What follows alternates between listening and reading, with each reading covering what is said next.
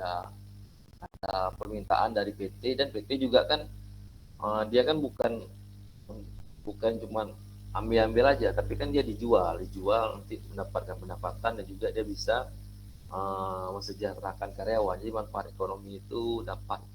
Ada nggak di Kalimantan? Di Kalimantan Barat ya, PT-PT pengolahan perikanan. Singat adik-adik ada nggak? Ya PT apa, pengalengan lah, atau pengolahan, apa ada di Kalimantan Barat? Kalau di Aceh Barat nggak ada, adanya yang tradisional. Itu nanti kayak saya bilang tadi, paling kalian akan menemui ya ikan-ikan asin ataupun ya olahan ikan kayu lah, tidak banyak. Kalau PT secara Mohon, besar, mohon maaf gimana Pak, Bira? kalau ya, kalau ikan kaleng tuh kayaknya tuh nggak ada lah Pak. Kalau soal pengeringan kayak ikan teri, ikan asin tuh ada Pak. Oh berarti sama kayak di daerah saya. Kalau berarti nggak ada ya?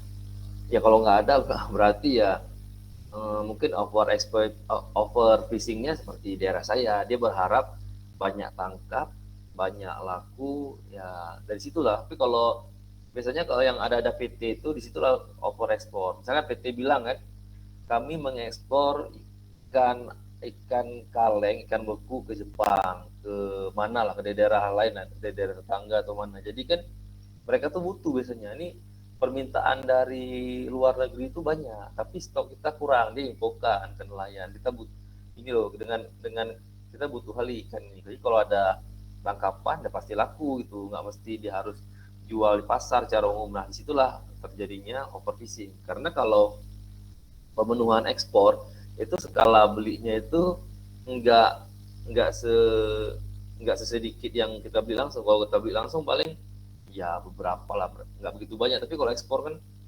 skala besar dia, stoknya tuh dari sini juga. Nah, jadi bisa over ekspor. Cuma kebetulan belum ya. Tapi peluang itu sebenarnya bisa dimanfaatkan. Jadi itu kayak saya bilang tadi, mungkin dari sisi orang ekonomi atau apa, menguntungkan dari ekonomi, mungkin dari orang ekologi nggak menguntungkan mereka. Itu tapi kembali lagi ke pemberi manfaat. Misalkan secara ekonomi yang dapat manfaat itulah orang-orang sekitar, mungkin ya, masyarakatnya bekerja di PT itu, ataupun yang nggak bekerja di PT itu, dia menjadi pemasok ikannya ke situ, ataupun dia menjadi reseller produk itu. Kan ada juga produk-produk itu yang dijual ke lokal lah. Nah mungkin ya bisa menguntungkan itu, cuma nanti pasti harus memperhatikan aspek ekologinya. Jadi kita nanti harus gini ya, jadi gimana caranya nanti, atau orang masyarakat, kami mau menambah pendapatan nih dengan cara ekspor-ekspor ini. Tapi kalau harus bisa melestarikan ekologi seperti apa, nanti kita harus bantu berpikir. Sebenarnya dia yang dinamakan berpikir ya nggak mungkin kita coba kita berenung rapat pikir, itu harus ada penelitian juga. Gimana ya cara kita melestarikannya? Kayak yang udah ada kan restoki, mungkin apakah ada pembatasan area tangkap ya, mungkin kalau 6 bulan pertama mungkin di area sini, 6 bulan berikutnya area situ, biar nanti ikan-ikannya kembali pulih, ataupun pengecekan kembali kawasan-kawasan kayak tempat jadi nursery ground kayak di terumbu karang, mangrove, lamun tuh tempatnya tuh nggak boleh disentuh biar itu alami. Jadi itu proses eh, apa ya, regenerasi ikan itu nggak terganggu. Jadi kita di kawasan itu mungkin dibatasi aksesnya, jadi eksploitasinya tuh di laut lepas itu. Jadi stoknya tetap. Kemungkinan itu juga harus saling-saling meneliti ataupun saling-saling bertukar pendapat antara masyarakat dan akademisi supaya daerah itu bisa terus stoknya bagus gitu. Kalau tanpa koordinasi gitu ya susah. Misalkan di masyarakat, kami nggak mau menerima saran akademisi, ribet. Alah kami mereka, saya pernah ikut FGD sama nelayan. Ini FGD itu ada nelayan, ada juga pemerintah, ada juga akademisi kayak kami kan. Nah, presentasi lah kayak saya nih, presentasi overfishing lah ini. Nelayan tuh bilang, apa dulu saya overfishing ini, apa banyak, saya pusing dengan istilah-istilah yang kalian bilang. Saya pergi ke laut, ikan masih ada. Stok habis siapapun pergi ke laut, ikannya masih ada. Gitu dia bilang kan. Nah kita juga bingung nih, kayak mana nih? jelasin ke masyarakat bahwasanya penurunan stok itu udah ada. Kalau di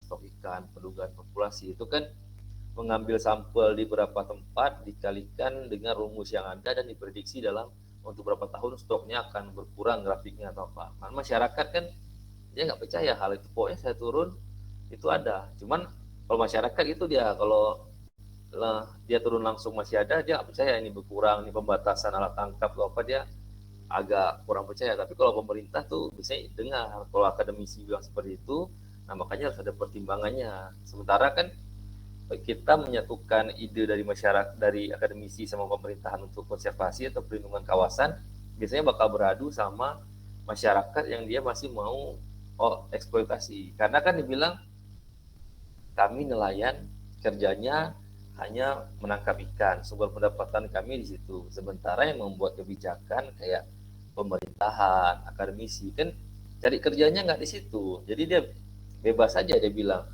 ini udah mau habis lah, ini pelestariannya perlu dilestarikan, karena kan mereka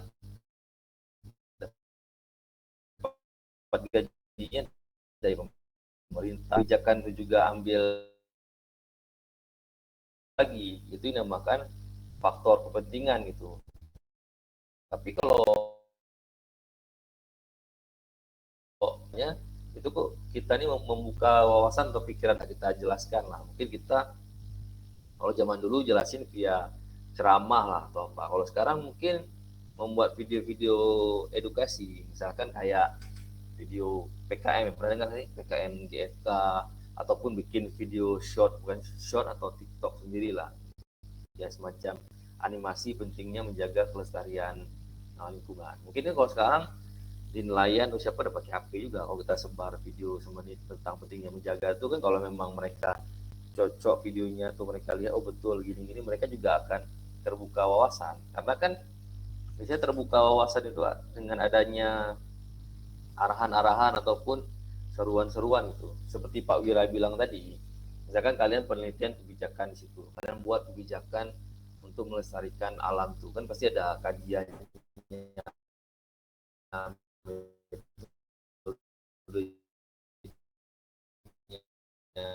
nanti hasilnya tuh biasanya kurang-kurangnya di FGD ya, seminar hasilnya.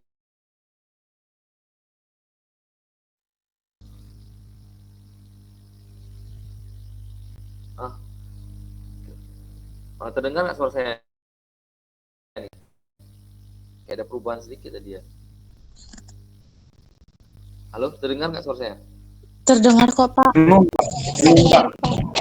tempat saya tadi ini koneksi terputus. Aku juga saya tadi bercerita sendiri. Mahasiswa kemana kan? Berdengung, Karena, Pak. Berdengung. Apa saya buka? Terdengar nggak? Buka handset.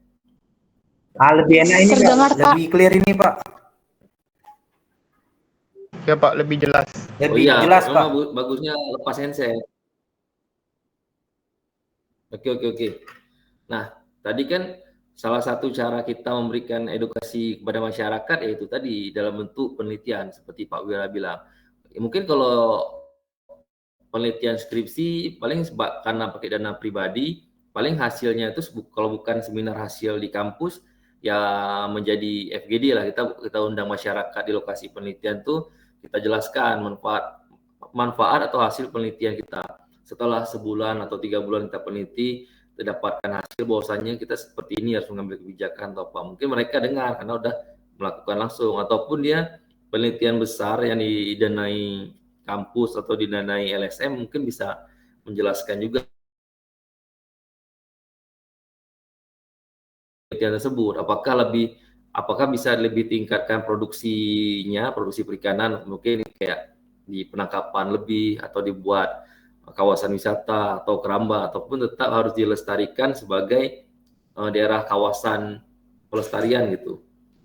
Kalau di tempat kami itu kan ada tuh di Sabang ya, kawasan konservasi, dia emang bukan untuk penangkapan, khusus daerah pelestarian karena di sana banyak terumbu karang. Tapi kalau orang biasa, ya kenapa terumbu karang harus dibatasi jumlah masuknya. Kalau kawasan konservasi kan, kalau masuknya kan harus ada simaksi tuh, izin masuk kawasan konservasi. Jadi jumlah masuknya itu dibatasi, nggak banyak. Kalau orang biasa pikir, alah kenapa ya? Kenapa dibatasi ya? Saya mau menangkap di situ. Kalau dia ada terumbu karang kan ikannya banyak atau masyarakat. Ngapain saya suruh tangkap jauh-jauh? Saya mau nangkap di daerah situ. Padahal kalau secara akademis kan di situ kan tempat nursery ground sama apa tuh spawning ground ikan, tempat pembesaran sama pemijahan anakan ikan. Jadi kalau di situ nggak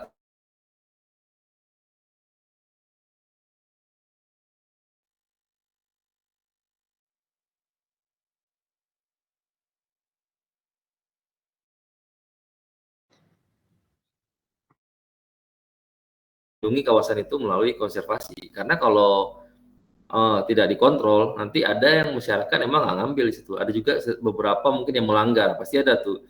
Mungkin dari 100 atau 200 orang ada sekitar 3-4 orang yang melanggar kan, apalagi melanggar itu tidak ada sanksinya, nanti yang nggak melanggar tadi bakal ikut juga ya, ikut merusak di kawasan itu. Makanya perlu kebijakan tuh mengambil keputusan berdasarkan kajian-kajian yang udah diteliti. Karena kebijakan itu nggak bisa diambil berdasarkan opini.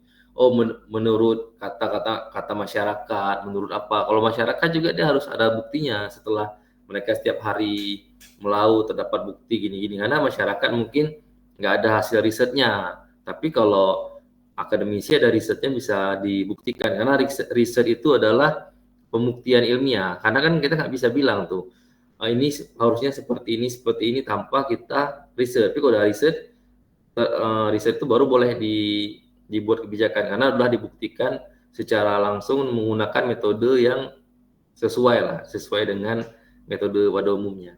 Coba turun lagi slide-nya. Turun slide-nya.